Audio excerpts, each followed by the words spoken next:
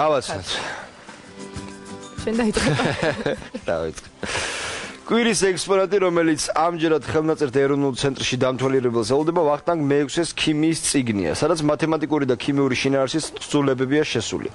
მე-18 საუკუნის 40-იან წლებში წიგნში მხედრულით შესრულებული ქიმია ვახუშტი ბატონიშვილმა რუსეთში ყოფნისას გადაწერა.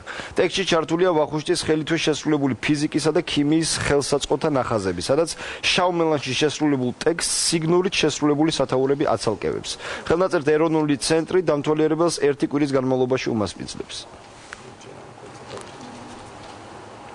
როდესაც ვახტანგი ამ წიგნს ადგენდა, ამ დროისათვის მე-18 საუკუნისათვის ესეთი ქიმია, როგორც მეცნიერება, სრულად ჩამოყალიბებული არ იყო და არსებობდა მხოლოდ ფრაგმენტული ინფორმაცია და ცნობები ქიმიის შესახებ. და აი ვახტანგის წიგნი სწორედ შესანიშნავად ასახავს აი ამ განვითარების პერიოდს, განსაკუთრებით ალქიმიის შემდგომი განვითარების პერიოდს, იმიტომ რომ მასში აი არის საუბარი ქიმიურ ნაერთებზე, იმ ახალ მეთოდებსა და ტექნოლოგიებზე, რომელიც იმ დროისთვის იყო მოწინავე და ზოგადად წიგნი ახლა მარტო ესეთი ზოგად თეორიული ქიმიის შესახებ კი არ იძლევა წარმოდგენას.